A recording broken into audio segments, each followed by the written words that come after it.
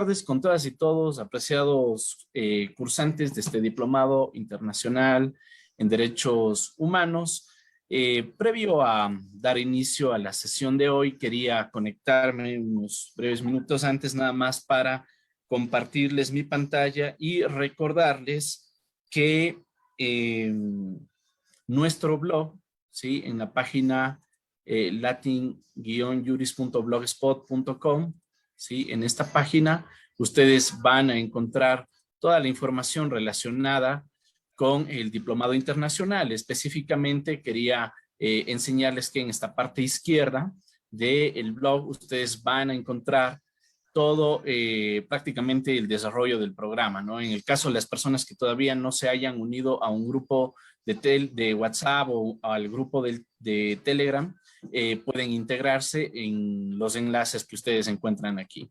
Entonces aquí constan ya los videos de las diferentes transmisiones que hemos hecho. Está la inauguración, está cada una de las jornadas, ¿no? Entonces por cada clase señalamos la jornada, las lecturas complementarias, digamos, al tema de la jornada que se ha tratado. Por ejemplo, al dar clic ahí en los materiales, se despliega cuáles son las lecturas sugeridas adicionales para que ustedes pudieran respaldar el desarrollo del programa.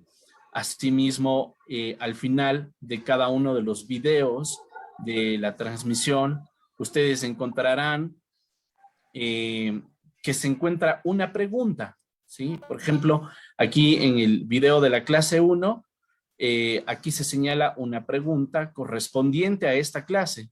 De tal manera entonces que a lo largo de todo el programa ustedes van a encontrar una pregunta por cada una de las clases y tiene respuestas de opción múltiple.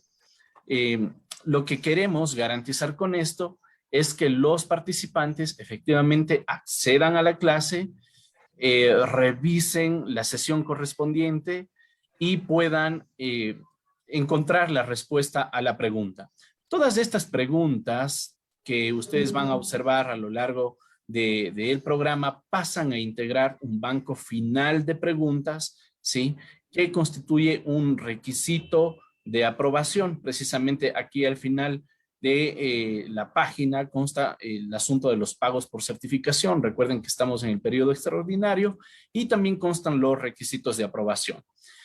Como requisitos de aprobación es necesario completar al menos el 70% de las asistencias. Recuerden que asimismo por cada jornada, aquí está la jornada, están los materiales de lectura y aparece este enlace que es el registro de asistencia, y esto les permite por lo tanto a ustedes poder marcar la asistencia en cualquier momento. Por lo tanto, las personas que en sus comentarios, en las sesiones de Facebook o aquí en el chat de Zoom han señalado que registran su asistencia, pues eso, digamos, no es considerado para efectos de asistencia, sino que necesariamente deben de hacerlo a través de los enlaces que les compartimos. Toda esta información ya les habíamos enviado a ustedes al inicio del programa, pero me parecía oportuno recordarles, dado que vamos a tener ya un fin de semana, estamos próximos al fin de semana y podrían ustedes aprovechar estos días para poder revisar algunas de las sesiones que tengan pendientes o para refrescar conocimientos, en fin. Y entre otros, y el segundo requisito de aprobación, además de las asistencias, es el puntaje final. Todos los participantes que están siguiendo este programa deben obtener por lo menos 70 sobre 100 puntos y ese puntaje final se obtiene de tres formas: a partir de una evaluación final, ¿sí? Que corresponde al banco de preguntas que vamos integrando con estas preguntas, ¿no? Que les compartimos al final de cada una de las clases o que las vamos cargando en nuestro blog para que ustedes las revisen, encuentren las respuestas y simplemente el día del examen final puedan consignar las respuestas correctas, pero para eso obviamente deben desarrollar el cuestionario. Tenerlo ustedes, no hace falta que las respuestas de las preguntas nos envíen a la organización, es simplemente para que ustedes armen su propio banco de preguntas y estén preparados para la evaluación final. La otra opción es realizar un ensayo final. Ustedes saben que cada uno de las sesiones tienen un tema. Por ejemplo, ayer fue el derecho al nombre y derechos del niño. Entonces, cualquiera de esos temas que vamos tratando a lo largo de este programa, ustedes pueden realizar un ensayo final. Aquí están las condiciones, la escritura, los caracteres, la extensión, la fecha de entrega, etcétera. Y también la última opción es realizar un video tutorial. Aquí asimismo constan las condiciones para que puedan realizar ese video tutorial como requisito o como opción adicional para la aprobación de este programa académico. Bien, dicho esto, apreciados cursantes, entonces voy a permitirme ahora presentar a nuestro primer expositor de esta jornada.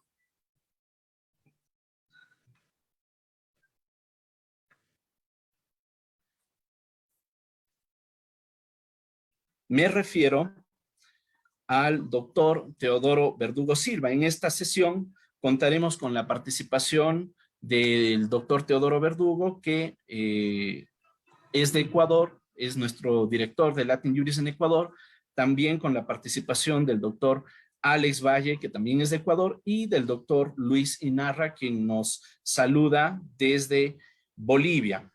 En ese contexto, presento inmediatamente al doctor Teodoro Verdugo Silva en su calidad de expositor.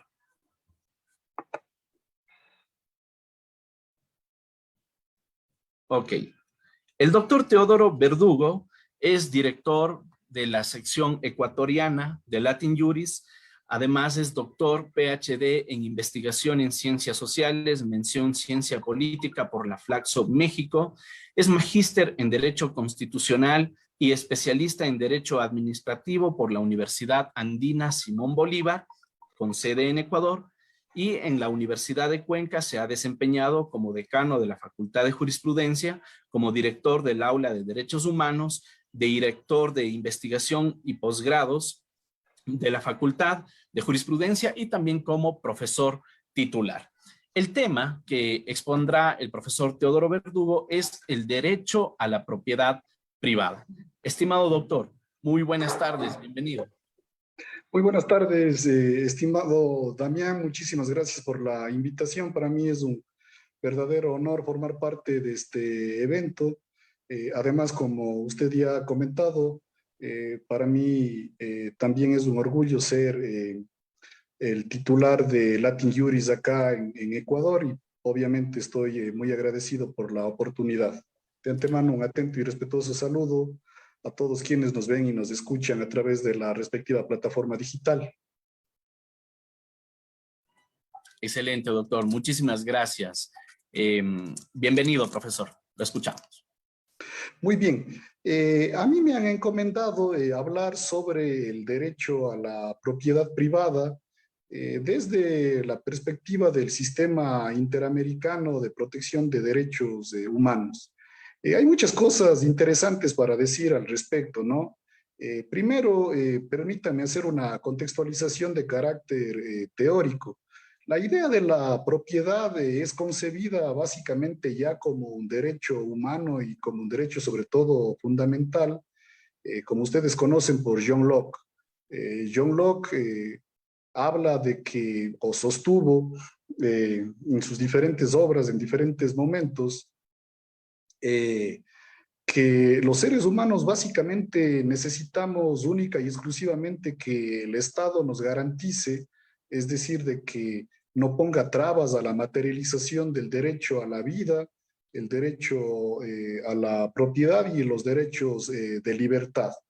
Entonces, básicamente, desde esta perspectiva y desde una perspectiva liberal, la idea de la propiedad básicamente funda y es el sostén del actual, además, sistema capitalista de producción, y la idea de la propiedad y sus diferentes concepciones también ha formado parte de otras formas de producción relacionada también, por ejemplo, con el socialismo y el comunismo. De todas formas, nos vamos a centrar a hablar de la perspectiva del derecho desde una idea eminentemente jurídica.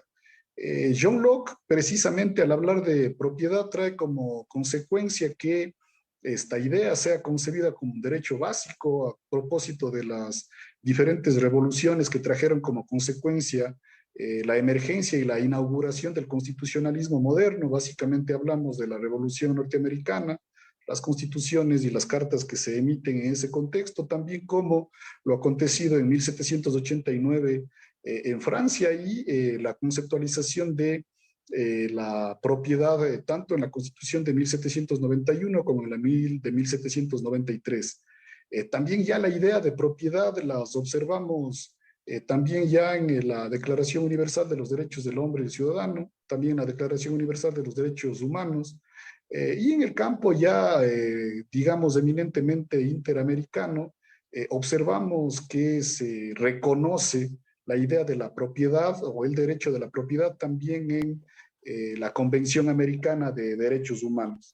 Si bien estamos hablando de la idea de la propiedad de una perspectiva interamericana, permítanme obviamente advertir una cuestión que es clave.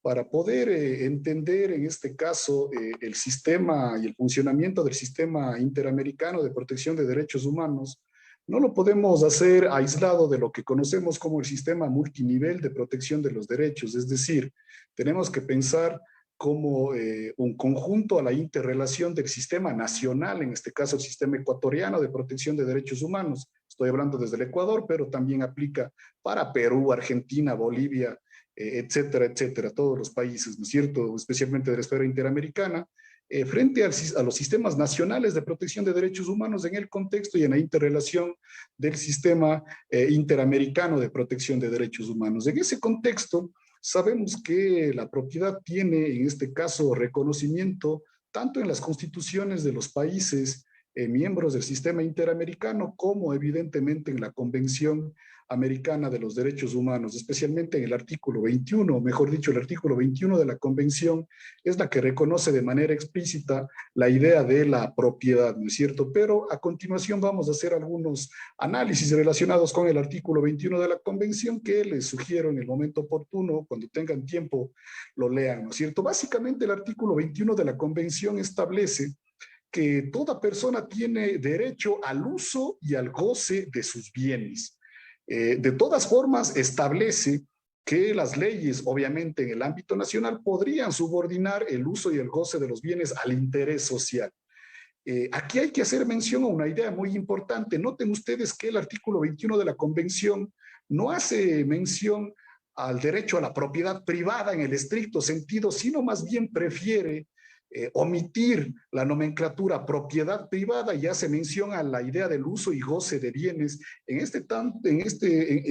por lo menos en este momento, en el contexto de lo que es el interés social de el goce de la propiedad, ¿no es cierto? Es decir, no tenemos derechos absolutos, eso es ya un principio que está todavía vigente en la teoría constitucional, no existen derechos superiores a otros, existen derechos interrelacionados y la propiedad, por supuesto, no es la excepción. Otra cuestión muy importante que establece el artículo 21 de la Convención Americana de los Derechos Humanos es que ninguna persona, ninguno de nosotros podríamos ser privados de nuestros bienes, excepto mediante el pago de indemnización justa, ¿no? Además, por razones de utilidad pública o de interés social y en los casos establecidos por las normas legales en el ámbito nacional.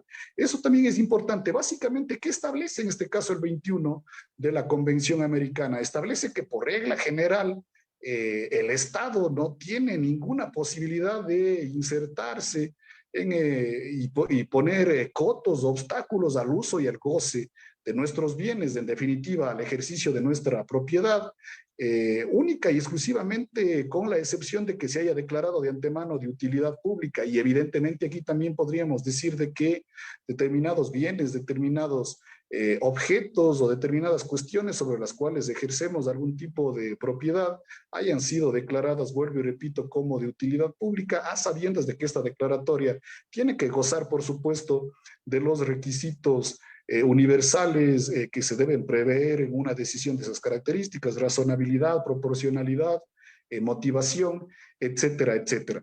En este contexto de la lectura, digamos, sistemática y relativamente crítica y compleja del artículo 21 de la Convención Americana de los Derechos Humanos, podemos terminar sosteniendo lo siguiente. Primero, que este artículo reconoce a la propiedad como derechos de las personas, no como de los titulares de los derechos.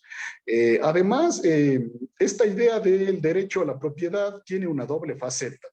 La idea de la faceta de derecho como garantía primaria, pero también el derecho como tal es una garantía de no privación arbitraria del uso y el goce de la misma propiedad por parte de los poderes públicos. Entonces, obviamente, existe una especie de obligación omitiva por parte de los estados o por parte del poder público frente al ejercicio de la propiedad, pero además una cuestión que es muy importante y que con esto se conecta, por supuesto, con lo que establece la Constitución ecuatoriana, si mal no recuerdo, en el 321 de la Constitución, que la propiedad tiene una función social, ¿no? Tiene una función social en el sentido de que como individuos tenemos derechos, pero formamos parte de estructuras sociales y de estructuras societales y que frente al interés individual también hay otro tipo de intereses como el interés social y el interés colectivo. Muy bien. Hay críticos del artículo 21 de la Constitución, ¿no? Perdón, de la Convención, dicen que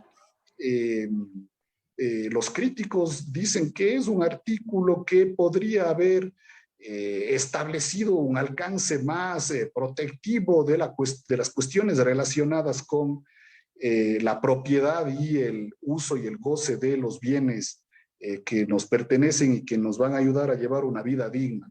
De todas formas, sin el ánimo de consagrarme como el defensor, digamos, del artículo 21 de la Convención, creo que debemos recordar de todas formas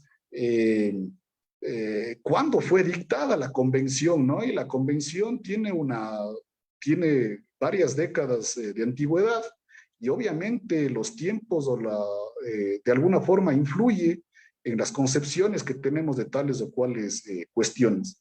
De todas formas, yo creo que el aparente alcance limitado del artículo 21 de la Convención Americana termina siendo compensada, vuelvo y repito, con las interpretaciones que al respecto ha hecho la propia Corte Interamericana de los Derechos Humanos, además lo que ha hecho la Comisión Interamericana de Derechos Humanos, sin olvidar a mi juicio también que se deben tomar en consideración lo que hayan dicho las altas cortes y los tribunales constitucionales, cortes constitucionales, salas de lo constitucional de los diferentes países, porque creo que debemos siempre pensar, vuelvo y repito, ya no en el contexto aislado de un sistema nacional o de un sistema interamericano, sino de un sistema multinivel que se interconecta, se interrelaciona y está, por supuesto, que se influye totalmente, ¿no es cierto? Muy bien.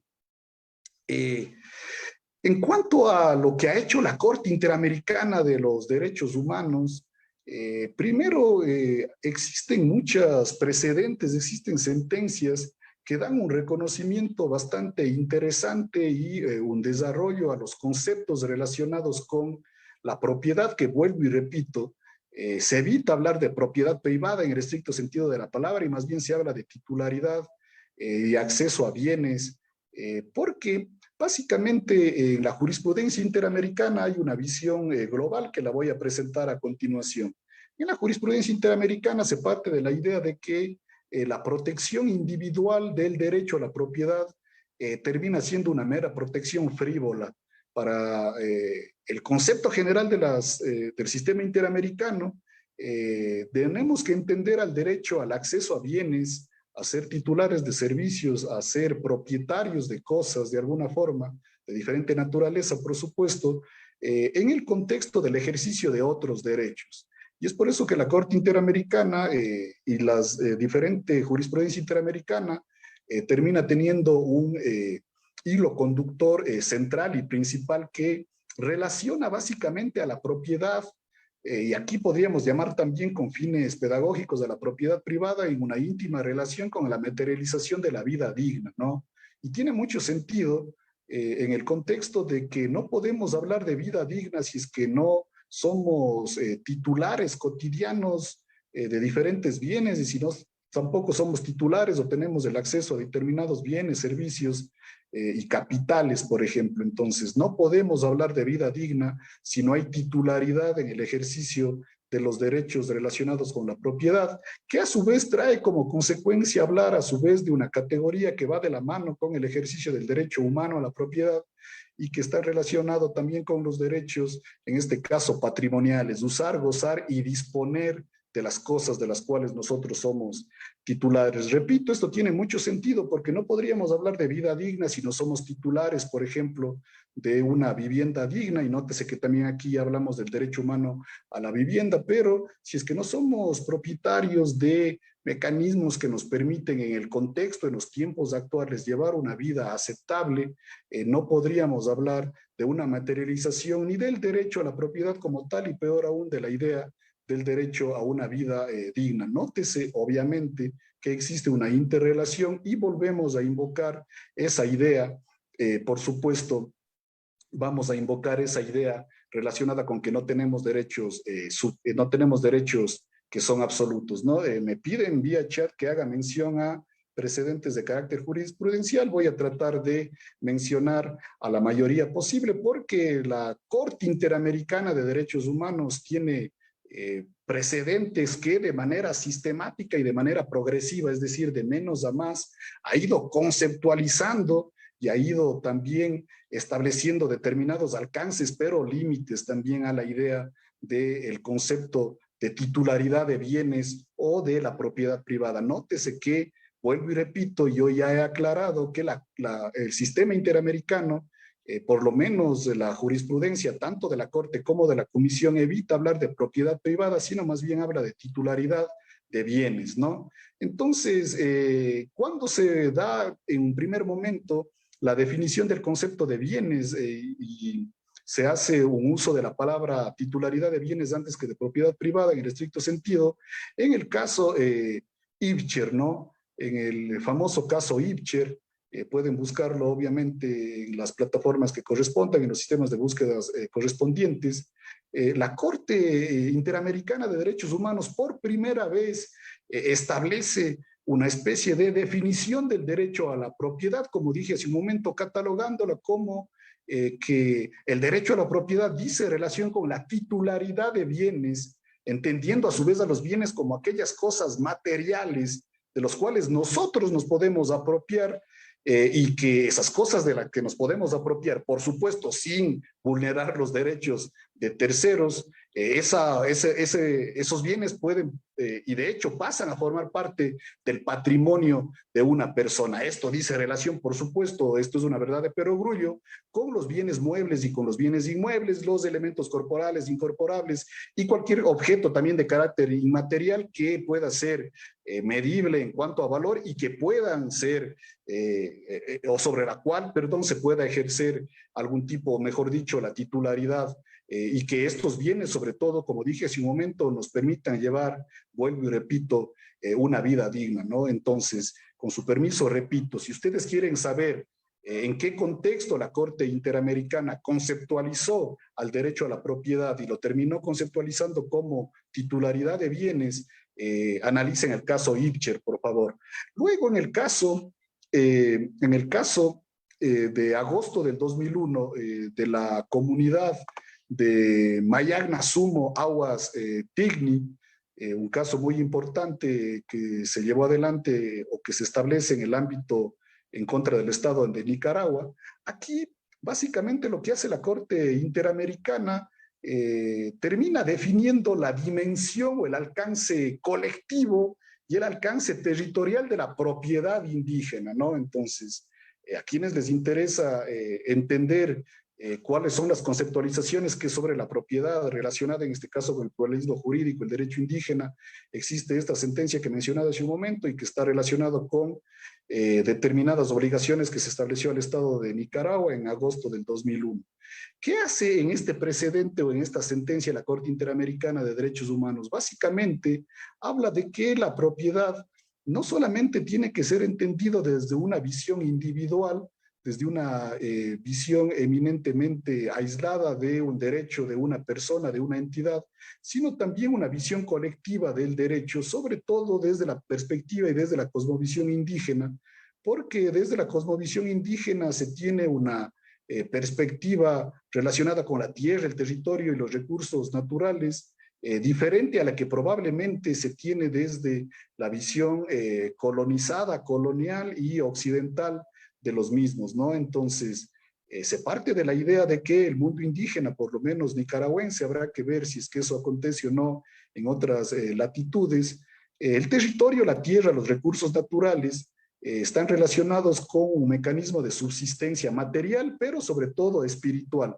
Nótese cómo aquí esta idea de propiedad tiene una conceptualización un poco diferente a la idea del derecho individual a la propiedad como titularidad de bienes, ¿no?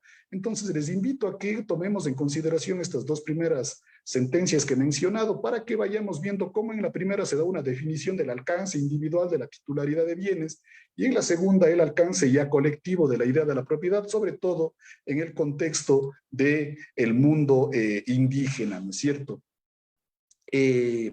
También hay una sentencia muy importante que se emite contra Paraguay, es el caso llamado Sabona-Yamaxa versus Paraguay, es una sentencia del 29 de marzo del 2006. Aquí básicamente lo que se establece es que como consecuencia de la intervención directa de agentes del Estado, cuando han omitido la protección de la integridad personal y colectiva de diferentes individuos que son sujetos de derechos, por ejemplo, cuando han destruido viviendas, etcétera, etcétera, aquí hay la obligación, establece la Corte Interamericana de Derechos Humanos, de que Paraguay en este contexto violó los derechos establecidos en el artículo 21 de la Corte Interamericana, de la Convención Interamericana, perdón, y establece que Paraguay no garantizó a sus miembros las condiciones de vida digna. Nótese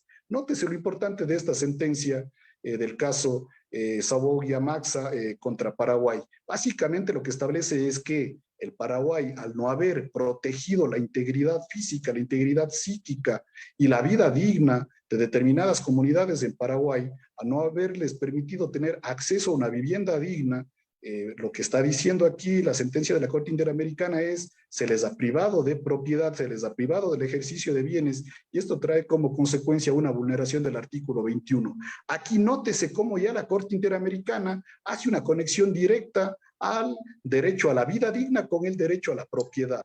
Porque, vuelvo y repito, en la idea general de lo que es la interpretación y la jurisprudencia interamericana, se trata de establecer una interrelación íntima entre propiedad y vida digna, en el sentido de que no hay vida digna si es que no somos titulares de los medios básicos que nos permiten llevar una vida digna en determinado tiempo y en determinado espacio. Digo eso porque lo que se entiende ahora como vida digna muy probablemente no se entenderá dentro de 20 años o no es lo mismo de lo que se entendía como vida digna hace 20 años o hace 30 años, en el sentido de que, por ejemplo, yo me permito elucubrar de que se entenderá como vida digna en la actualidad tener acceso a Internet, por ejemplo, y ser titulares de una cuenta.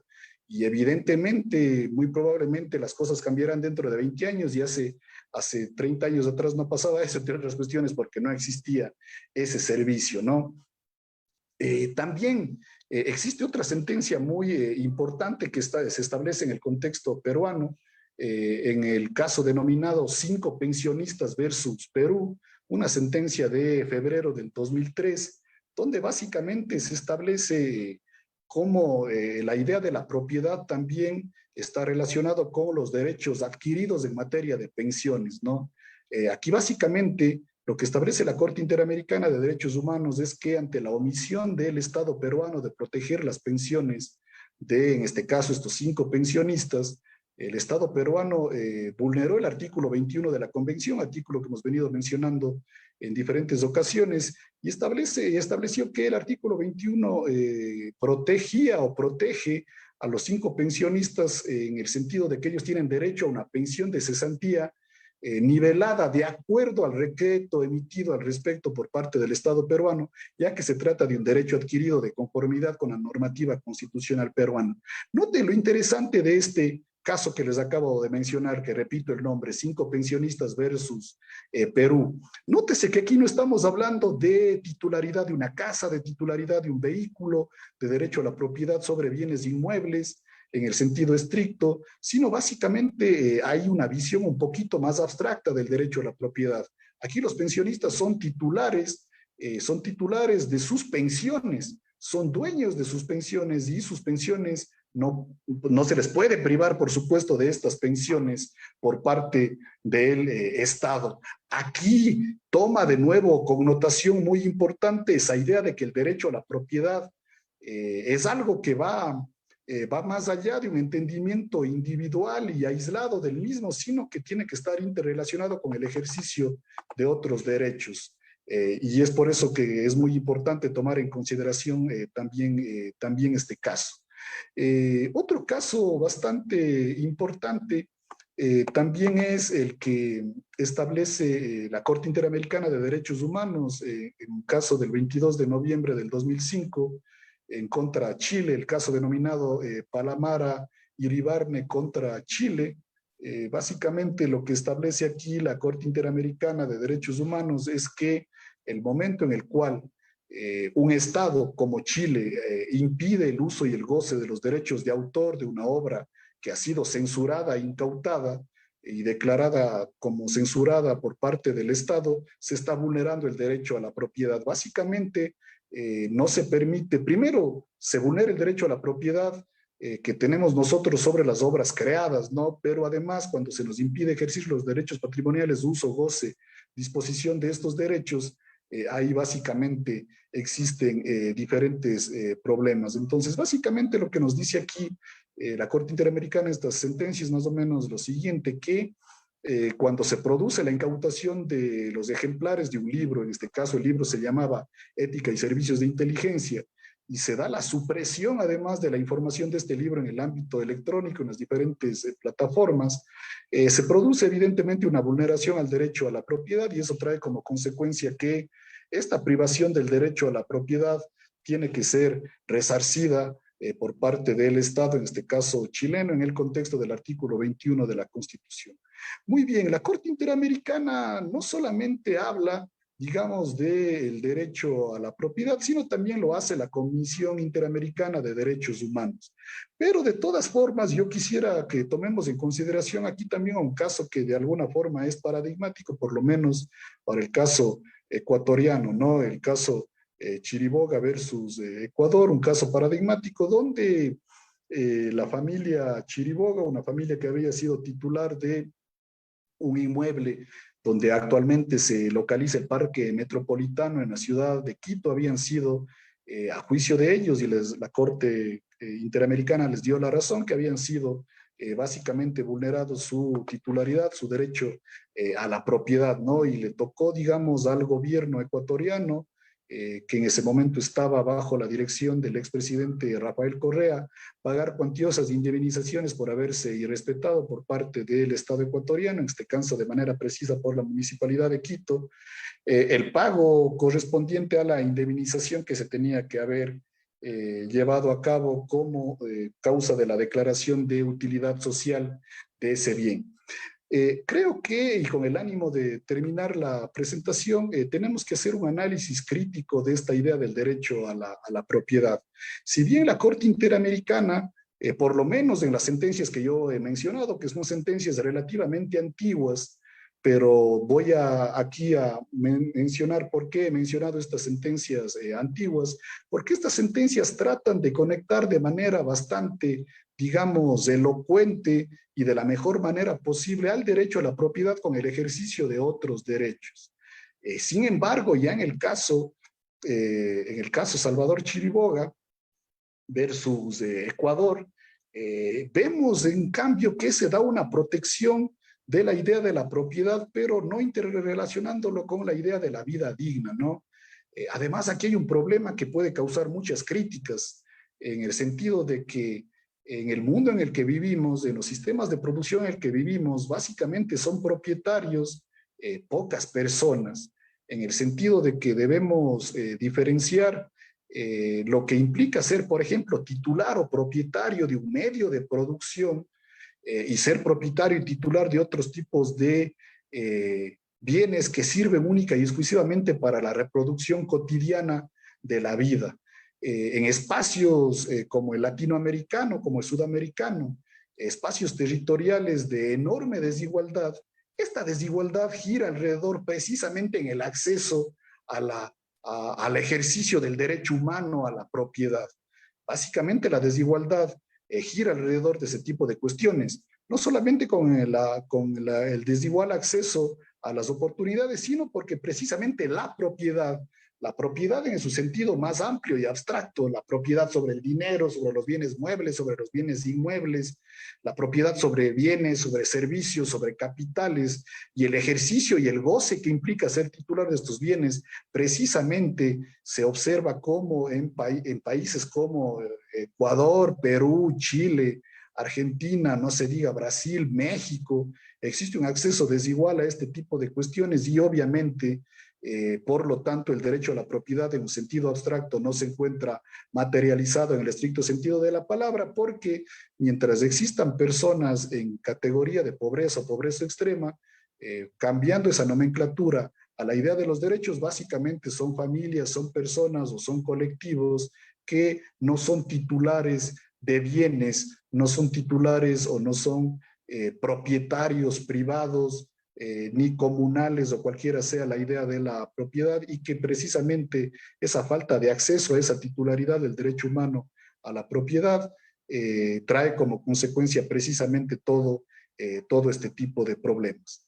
Básicamente eso sería todo de mi parte. Nuevamente, muchísimas gracias por escuchar esta básica y humilde presentación y espero haber estado a la altura relativamente aceptable de este gran evento. Muchas gracias nuevamente al doctor Damián Armijos y espero que no sea la última ocasión en la que podemos participar en este tipo de grandes eventos. Un atento y respetuoso saludo a quienes están conectados a la plataforma y han usado su valioso tiempo para, sobre todo, escucharme. Muchísimas gracias de antemano.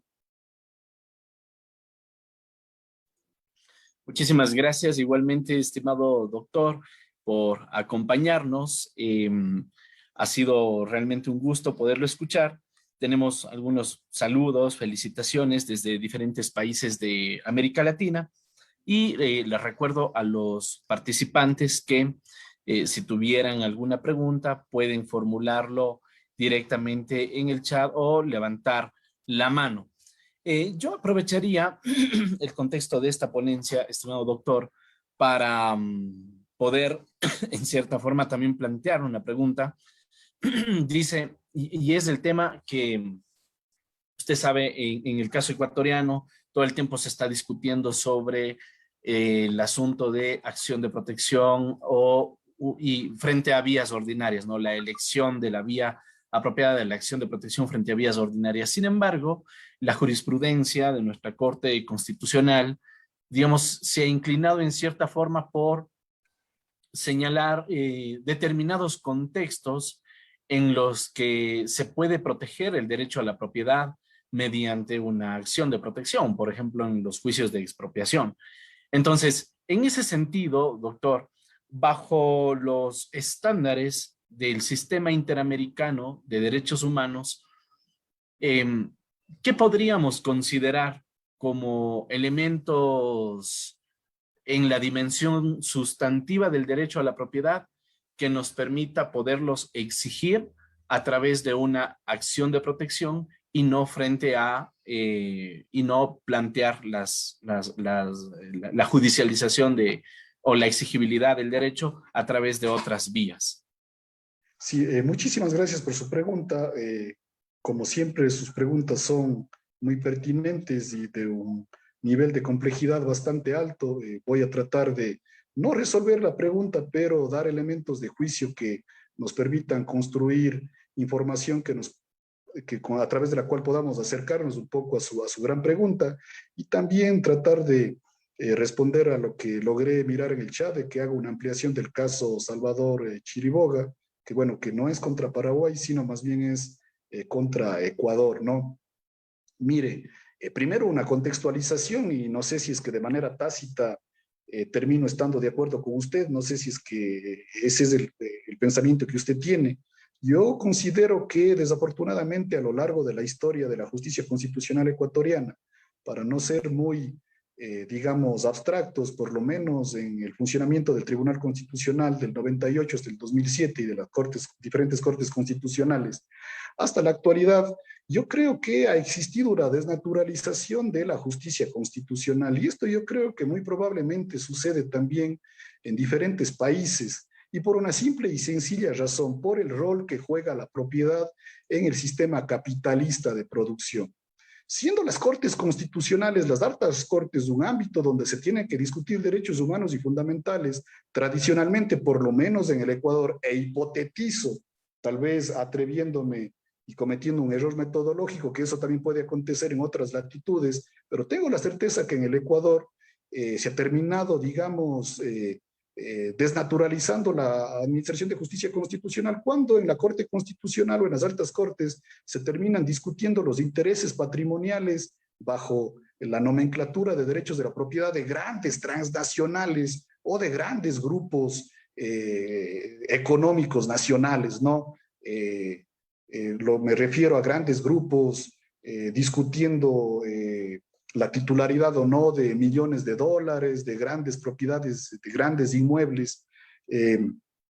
Entonces, claro, ahí yo creo que existe precisamente una desnaturalización y existe sobre todo una falta, no creo que de conocimiento, porque yo creo que los jueces conocían y conocen ese tipo de cuestiones, pero tal vez se disimula una diferenciación muy clara que hace básicamente Ferrajoli sobre el derecho a la propiedad y su diferencia con los derechos patrimoniales, ¿no?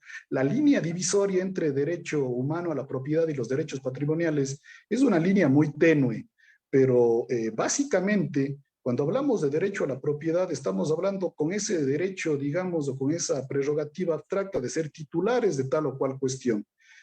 La especie de problema práctico está que cuando llegamos a ser titulares de tal o cual cuestión, cosa o hasta idea, comenzamos a ejercer no solamente nuestro derecho humano, sino ese derecho humano se termina decantando en derechos patrimoniales: usar, gozar y disponer. Y claro, desde esa perspectiva, cuando los abogados que se han consagrado, digamos, como los grandes constitucionalistas del país, ¿no? Enriqueciéndose además, haciendo pasar a derechos patrimoniales como derechos humanos y fundamentales, y dicen, bueno, lo que pasa es que mi cliente de tal o cual empresa, que no voy a dar el nombre, tiene el derecho a la propiedad de los 30 millones de dólares. Usted, señor juez de la Corte Constitucional, tiene que aclarar de que efectivamente es titular y es propietario de esos 30 millones de dólares. Pero claro, cuando hablamos ahí, estamos hablando no de derecho humano a la propiedad en el estricto sentido de la palabra, sino estamos hablando de derechos patrimoniales, uso, goce y disposición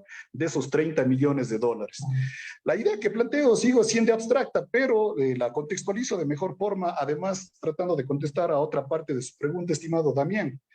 La idea de el sistema interamericano, y es por eso que cité de antemano esas sentencias y no otras, porque esas sentencias inauguran una línea jurisprudencial de la Corte Interamericana en la que interrelacionan a la propiedad con la vida digna.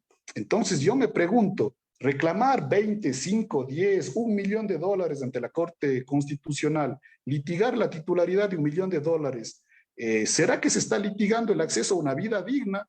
Yo creo que $1.000.000 o ser titular de $1.000.000 sobrepasa lo que implica la materialización de la vida digna, ¿no? Entonces, en ese contexto, ese tipo de problemas tienen que litigarse en la justicia ordinaria y no en la justicia constitucional. Entonces, probablemente un parámetro que se tendría que tomar en cuenta en el ámbito nacional de protección de derechos humanos sería ese parámetro de la Corte Interamericana: hacer un examen de razonabilidad en el sentido de que, bueno, ¿qué entendemos como vida digna? ¿Qué se entiende? ¿Qué se necesita para vivir dignamente en el Ecuador? Entonces, ¿qué significa vivir dignamente en el Ecuador? Tener un vehículo, ¿de qué tamaño? tener dinero, cuánta cantidad de dinero para movilizarme en el evento de que sea ecologista y no quiera usar hidrocarburos y cosas por el estilo, qué cantidad de dinero para alimentarme diariamente y muy probablemente estableciendo esas medidas como la idea de vida digna y estableciendo esos montos económicos como los montos que se pueden litigar bajo la idea de propiedad de vida digna, yo creo que usted va a estar de acuerdo conmigo que muchas cuestiones que tradicionalmente se han litigado, probablemente se están litigando bajo la idea de propiedad en las cortes constitucionales, no se litigarían, ¿cierto? Entonces, miren, vuelvo y repito, hacer de las transnacionales o de los grandes grupos económicos su ámbito de discusión sobre la titularidad de bienes, servicios y capitales, la Corte Constitucional, termina, vuelvo y repito, desnaturalizando la idea de propiedad. Se tiene que discutir la propiedad en el contexto de la vida digna. Y obviamente, si es que a una persona le privan, como en el caso peruano que analizamos hace un momento, bueno, no analizamos, sino me limité de alguna forma a describir, si alguien pone en duda la titularidad sobre las pensiones, yo creo que ahí el problema es evidentemente constitucional, creo que tampoco debemos entrar a problemas y a análisis más complejos relacionados ni con ponderación, ni con medidas de peso, ni nada por el estilo, pero si es que a un pensionista que probablemente vive solo, sus hijos están en otros contextos, le privan de ser titular de su pensión, ahí el problema es constitucional. Pero si a una persona que tiene la misma edad del pensionista, pero que gracias a la lotería del nacimiento o cualquier otro tipo de situaciones, hace ejercicio a través de su empresa de la invocación de la titularidad, vuelvo y repito, de 1 millón, de 2 millones de dólares, vuelvo y repito, el problema no es constitucional, el problema es de mera legalidad, pero repito, vea usted las cuestiones que se litigan en las cortes constitucionales de los países y normalmente, por lo menos en el Ecuador, los constitucionalistas reconocidos o a los que les entrevistan todos los días en los grandes medios de comunicación son los que llevan precisamente esos casos, ¿cierto? Entonces hay que tomar, creo que en consideración esa cuestión. De hecho, yo soy crítico de la sentencia que la Corte Interamericana estableció a favor de la familia Salvador Chiriboga acá en el Ecuador, porque miren, cuando observamos, por ejemplo, otros casos de la Corte Interamericana, no recuerdo el nombre de este caso también característico de los problemas ecuatorianos cuando un policía le quitó la vida a un niño en Esmeraldas, la indemnización a la familia de ese niño establecida por la Corte Interamericana, creo que fue de $80,000, $70,000, y no sé si el Estado terminó pagando, pero vaya a ver usted cuál fue la indemnización a la familia Salvador Chiriboga por no haber pagado el justo precio. Atención que se les pagó un precio por parte del municipio en la década de los 90, pero por no haber pagado el justo precio, si mal no recuerdo, la indemnización fue de $8 millones. Entonces ahí vemos que hay una concepción, digamos, errada de lo que implica reparar, en este caso, la no materialización del derecho a la propiedad y otro tipo de derechos, a sabiendas de que los derechos están interrelacionados, ¿cierto? Básicamente eso es lo que podría decir de antemano. Muchas gracias y disculpa si es que no he logrado dar elementos de juicio aceptables a su pregunta. No, muchísimas gracias, doctor. Está muy bien, siempre nos sirve para aclarar. Lo escuchamos Jorge Játiva, quien tiene levantada la mano, y luego vamos con la siguiente ponencia. Buenas noches. Mi consulta es acerca de la ley de extinción del dominio, que da lugar a que se confisquen propiedades por la mera sospecha de corrupción. ¿Será que a futuro, por la aplicación de esta ley, quienes se vean afectados podrán recurrir ante la Corte Interamericana? Sí, bueno, muchas gracias, doctor Játiva. También su pregunta muy interesante y también compleja. Todo depende, a mi juicio, de los contextos y de los escenarios en los cuales nos desempeñemos, ¿no? Mire, no solamente necesitamos buenas leyes, sino necesitamos también buenos jueces. Ante malas leyes, los buenos jueces pueden hacer lo que yo suelo decir en clases a mis estudiantes, proezas, ¿no? Sin el ánimo de desviarme, pero miren lo que las primeras cortes constitucionales colombianas hicieron con la Constitución del 91, una constitución bastante modesta, teóricamente hablando, si la comparamos con la Constitución del 2008. De igual forma, si tenemos leyes maravillosas y no tenemos buenos jueces, muy probablemente no podremos hacer proezas y más bien se terminen haciendo, en este caso, cometiendo injusticias. Entonces, bueno, no me quiero yo en este caso consagrar como defensor ni como detractor de la norma que usted acaba de mencionar, doctor Játiva, pero yo creo que todo dependerá del contexto y del alcance que se dé a la norma, ¿no? Digamos, si se respetan las normas que ya están, no necesitamos más códigos de éticas ni nada por el estilo, ya tenemos un sistema constitucional, tenemos las leyes necesarias, pero si es que se administra justicia o si se aplica esa norma desde una perspectiva, digamos, lógica, un respeto del debido proceso, un respeto del principio de presunción de inocencia, a mi juicio no hay por qué preocuparse, pero si evidentemente la política se superpone a la dimensión jurídica y la ley es utilizada en este caso como un mecanismo de persecución, como usted mismo dice, bajo la mera sospecha que existan sobre la titularidad de los bienes, nótese que al hablar de mera sospecha ya se está vulnerando el principio de presunción de inocencia y en ese caso no estaríamos viviendo en un estado de derecho. De todas formas, tratando de conectar esto a la lógica de nuestra discusión acá, yo creo que, habrá que preguntarnos si es que los bienes confiscados ponen o no ponen en duda la vida digna de las personas. Si es que los bienes confiscados y si es que los sujetos de confiscación tienen elementos de juicio para argumentar de que esa confiscación no se ha dado bajo los parámetros de un Estado de Derecho, yo creo que el problema se vuelve constitucional siempre y cuando se pueda demostrar que el bien confiscado o la falta de acceso al bien o los bienes confiscados vulneran la vida digna, vulneran la vida digna. Obviamente tendremos que ponernos de acuerdo en qué entendemos con vida digna. Tendremos que acudir a los economistas que a través de ejercicios econométricos digan, bueno, vida digna en un estado con renta per cápita de tal cantidad es esto, ¿cierto? O sea, digamos, en Francia ustedes saben que la ópera es un servicio público, acá todavía no tenemos agua potable en muchos cantones, entonces la idea de vida digna de acá va a diferir mucho de lo que sucede en algunos países, especialmente los países desarrollados, ¿no? Los países del norte económico global. Entonces, miren, claro, si es que a mí me confiscaron 20 millones de dólares en bienes, digamos, sinceramente no sé cómo conectar eso a la idea de vida digna y en virtud de eso, no sé si es que podría acudir a la Corte Interamericana de los Derechos Humanos pasando los filtros respectivos, por supuesto. Lo que estoy diciendo es de que idealmente no se debería, pero sí se puede. Ya el caso es el caso Salvador Chiriboga. Se discutió la titularidad de millones de dólares y precisamente se terminó dando la razón a la familia. No estoy diciendo que la familia no tenía derecho a esas cuestiones, pero repito, yo creo que ese tipo de problemas tienen que resolverse en una jurisdicción ordinaria y no en una jurisdicción que básicamente está relacionada con la materialización de los derechos humanos y fundamentales, y en el caso del sistema interamericano que tiene relación con la Administración de Justicia Constitucional ecuatoriano. Claro, y me robo un poquito de tiempo con su permiso, estimado Damián, tratando de dar más elementos de juicio a la pregunta excelente del doctor Játiva. El doctor Játiva dirá, pero bueno, el problema es de que bajo esa perspectiva, lo que se va a poder litigar es solo cuestiones de mínima cuantía, muy probablemente, y fíjese que probablemente sí, o sea, yo creo que deberíamos dar el giro hacia ese lado, ¿no? O sea, ser críticos con qué realmente se está litigando en las Cortes Constitucionales.